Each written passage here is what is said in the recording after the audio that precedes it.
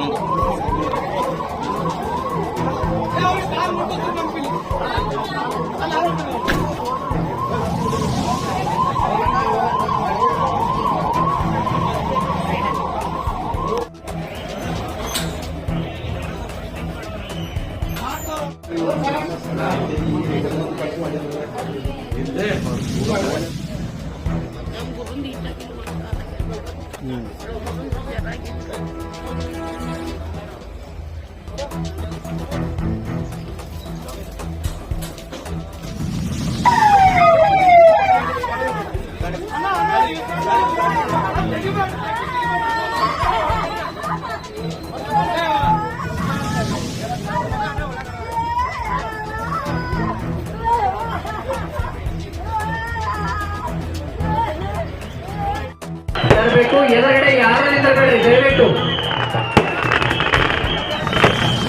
ರಥದ ಗಾಲಿಯ ಪಕ್ಕಕ್ಕೆ ಯಾರು ಹೋಗ್ಬೇಡ್ರಿ. ಎದುರುಗಡೆ ಇರುವಂತ ಎಲ್ಲ ಭಕ್ತಾದಿಗಳನ್ನು ವಿನಂತಿಸೋದೇನೆಂದ್ರೆ ಮತ್ತೆ ಮತ್ತೆ ಎದುರುಗಡೆ ಹೋಗೋದು ಬೇಡ.